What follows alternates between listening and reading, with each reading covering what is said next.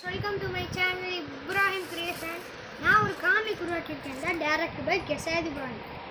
இது season 1 season 2 இந்த மாதிரி நிறைய சீசன் வந்தான்னு தான் இருக்கேன். இந்த காமிக் பேர் வந்து கிராஷ் ஆஃப் த யூனிவர்ஸ்.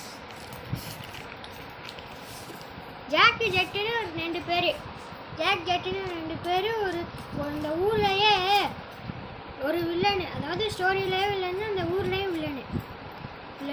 ஒரு நாள் என்ன பண்ணிட்டாங்க, ஒரு வீடியோ அடிச்சிட்டாங்க. ஏன்னா அவங்களுக்கு அந்த வீட்டில் வாழை பிடிக்கல, அதனால் அடித்து வச்சிட்டாங்க.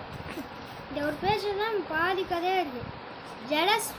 ஜெலஸ் தான் அந்த கதையோட ஹீரோவே. ஏன்னா அவங்க அம்மா ஒரு கார் ஆக்சிடெண்ட்டில் இறந்துருவாங்க.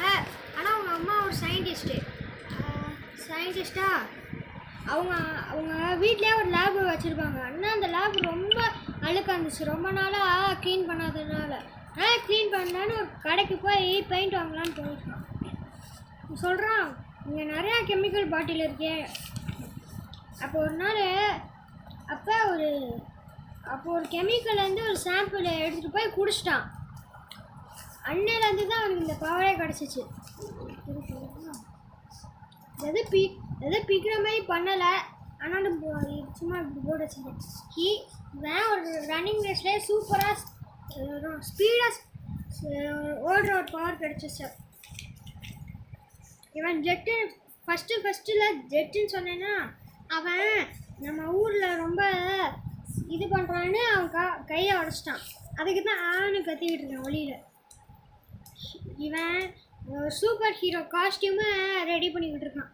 அதுக்காக எல்லாமே சிசர் இந்த மாதிரி தான் எடுத்து வைக்கிறான். சும்மா நான் ட்ரெஸ் மாதிரி எடுத்து வச்சுருக்கேன். ரெடி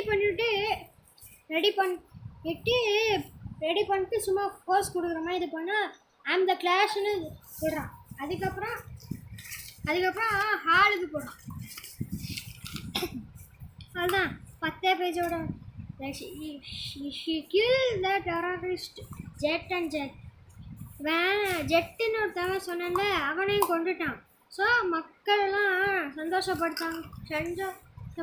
அதனால் கிளாஷுன்னு அவனை நல்லா புகழ்ந்து அவனை அந்த சூப்பர் ஹீரோவாகவே ஆக்கிட்டாங்க. அவ்வளோதான், இந்த காமிக் முடிஞ்சிச்சு. வேறு ஏதாச்சும் நான் கதை உருவாக்குனேன்னா நான் அடுத்த நாள் சந்திக்கலாம். Ta-ta, bye bye.